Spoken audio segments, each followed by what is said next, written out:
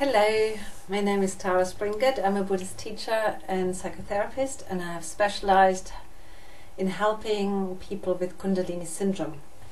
Today I would like to talk about energetic overload.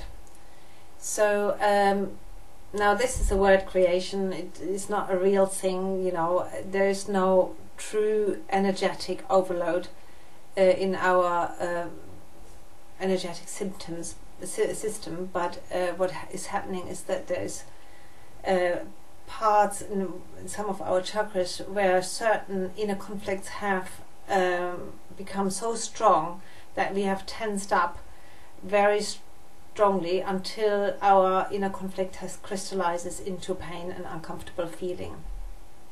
So basically what that means is that we have accumulated too much Kundalini energy, and what that stirs up certain topics in ourselves, and if we are unable to deal with these topics, let's say a fear of commitment or a fear of rejection, or a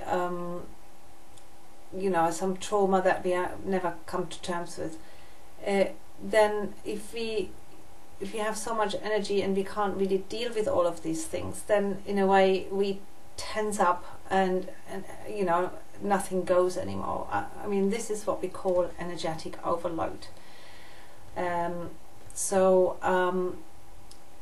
do we know if we have energetic overload? So first of all, the first sign is that certain emotions in certain chakras, so let's say emotion of depression here, or emotion of fear here, they actually feel like physical pain.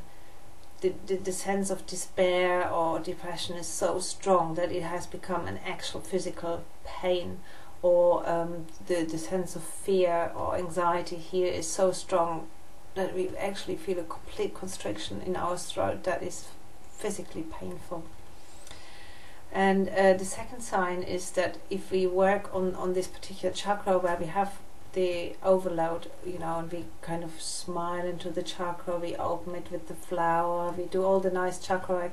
If we do that, let's say for half an hour, after we finish, the pain and the negative feelings is actually worse than before. Now then, that's what we call an energetic overload. So as I said before, this is not a true overload. It's more it's a sense of more and more constriction and tensing up of a certain chakra. Now, what can we do in these situations when we suffer in this way? The first step needs to be that we need to go to a doctor and get checked out and see if there's nothing physically wrong with us. So a lot of people don't like doing that. They don't believe in doctors and so on, and I understand that. I'm a bit like that myself, but it is prudent advice, and so this is why I give it to you. And I did have clients who actually did come back from the doctor and had actually a proper disease and needed urgent treatment. In one case it was cancer. So not very often, out of hundreds of clients, I think 2 or 3 where that happened. And so it is important to be prudent about this and get checked out if there's nothing really wrong with us. And then it is important that we investigate the topic of the associated chakra. So wherever the energy overload is, in whatever chakra it is, this doesn't happen by accident. If let's say the topic is the heart, then the issue behind that is some sort of fear or around the topic of love and love relationships, or some unresolved trauma. If it is in the solar plexus, it is to do with feeling secure, with being safe, which somehow doesn't, we haven't really resolved in finding a situation in which we can truly feel safe, and so forth. So we need to investigate the topic of each chakra in which this overload manifests, and ask ourselves, what is going on here in my life that I can't resolve this. And basically it is also important that we then focus more on loving kindness during our meditation, because loving kindness meditation is just the problem solver, the best problem solver at all, you know, because it's just like these tied up knots of our conflicts. When you penetrate these conflicts with loving kindness, with forgiveness, then they tend to loosen, and then this energy block might disappear.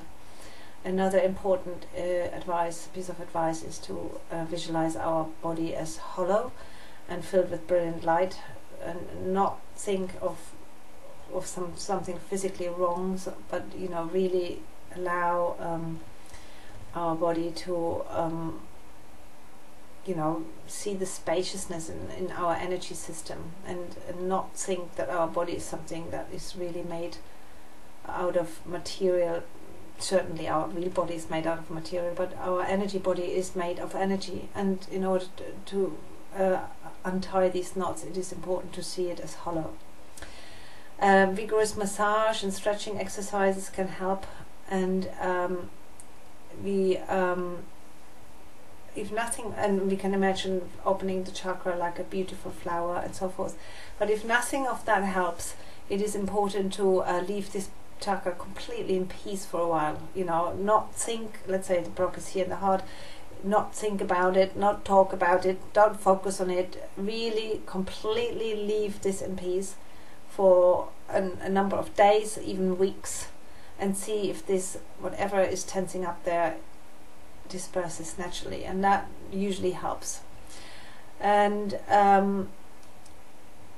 in that way we can work, and it is also good to focus more on the navel chakra, because then in a way we draw away energy from that chakra. Energy overloads are not that easy to deal with, because they're, as I said, they represent topics of our mind that where we've tied ourselves into a real knot around some issue, some real issue that we have with other people. It's a psychological issue that has manifested in that energy overload, and that we need to resolve, and we need to keep that in mind and not think that this is just some sort of elaborate plumbing system, but that whatever causes these symptoms, in the end of the day, it's wrong beliefs and negative emotions that come from these wrong beliefs, and that is what we need to get to. And if we can't do that by ourselves, then it is important to get help from somebody who can guide us in this way.